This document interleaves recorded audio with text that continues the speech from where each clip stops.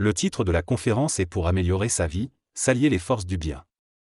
La conférence aborde le concept des forces du mal et leur présence dans le monde, exprimée à travers la recherche de la souffrance et l'autodestruction. L'orateur mentionne que certaines personnes voient les forces du mal comme des entités intentionnelles cherchant à faire du mal. Il évoque également le personnage de Lucifer, qui signifie porteur de lumière et qui, dans certaines croyances, est présent en chaque être humain en tant qu'égaux.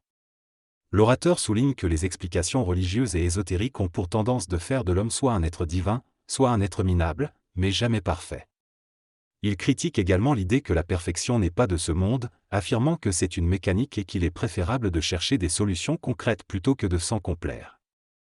L'orateur explique que certaines personnes ont la capacité de guérir en commandant à la maladie de partir, mais souligne que le processus de guérison comprend également un état d'esprit particulier qui ne peut être compris que si l'on dépasse une vision psycho-émotive des forces en jeu. L'orateur estime donc que pour pouvoir explorer, contrôler, maîtriser et enseigner ces processus, il est nécessaire de dépasser les explications simplistes basées sur des mécaniques superficielles et d'approfondir la compréhension de ces forces. Dans ce discours, on met en évidence le fait que, parfois, des médecins peuvent commettre des erreurs lors d'interventions chirurgicales. Cela peut être dû à une méconnaissance de la procédure ou à une distorsion émotionnelle. L'auteur souligne également que le stress accumulé dans une société peut entraîner une augmentation des problèmes sociaux, parfois canalisés par quelques individus. Il est ensuite fait mention de différentes visions du problème, notamment celle du prêtre, de l'occultiste et du psychiatre, qui proposent des explications et des solutions différentes. On souligne également que les maladies psychosomatiques sont reconnues, mais que les guérisons psychosomatiques ne sont pas recherchées car elles ne sont pas rentables. Finalement, il est fait mention de la polarisation du bien et du mal, et que l'humain cherche souvent à plaire à des entités supérieures en leur offrant des sacrifices. L'idée est de souligner que l'homme a toujours cherché à prouver sa valeur et à obtenir le soutien des puissances supérieures.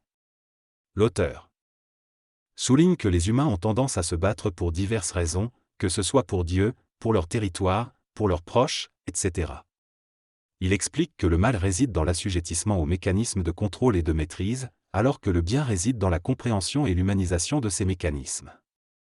L'auteur met en avant l'importance de comprendre les mécaniques relationnelles, notamment entre parents et enfants, afin de favoriser le bien-être.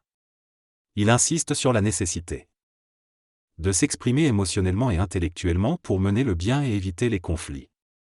L'auteur exprime sa compréhension des mécanismes des conflits et des égoïsmes dans les relations humaines. Il souligne que l'humanité a du mal à vivre dans le bien de manière constante, car elle est naturellement attirée par la misère et la souffrance. Il affirme que les génies et les personnes qui apportent des solutions sont souvent rejetés. Cependant, il insiste sur le fait que la compréhension de ces mécanismes permet de les contrôler. Il souligne les progrès accomplis par l'humanité dans divers domaines, mais aussi les défis auxquels elle fait face, notamment en termes de pollution. Bien que la nature puisse être plus destructrice que l'homme, il est important de faire des efforts pour restaurer l'équilibre climatique. L'auteur soutient que la durée de vie actuelle est beaucoup plus longue que celle de nos ancêtres en raison de la diminution du stress et de l'amélioration des conditions de vie. Il affirme que malgré tous les problèmes présents, les gens préfèrent vivre dans notre société parce que la vie y est meilleure.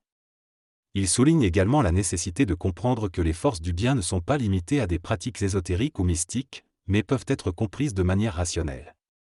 Par exemple, l'utilisation de cristaux ou d'aimants peut avoir des effets bénéfiques, mais il est important de comprendre comment ils fonctionnent et de les utiliser de manière contrôlée. L'auteur mentionne également sa propre expérience dans le domaine de la santé d'urgence, où il a constaté qu'une approche différente et plus rationnelle avec les patients avait des résultats positifs. Le résumé est le suivant, le locuteur exprime son questionnement sur le fonctionnement de la guérison et de l'effet placebo. Il mentionne une étude scientifique qui montre que les placebos peuvent guérir autant de maladies que les médicaments.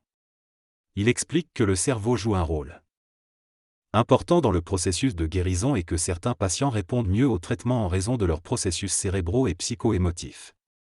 Il souligne que même la médecine ne fonctionne pas systématiquement pour tous les individus. Il donne l'exemple des cicatrices chez les fœtus et les adultes pour illustrer les différences de guérison. Il évoque également l'importance de comprendre et de contrôler sa structure cérébrale pour obtenir des résultats physiques souhaités. Il mentionne également l'effet de la musique sur la digestion et la relaxation, ainsi que l'appréciation des plantes pour la musique de Mozart.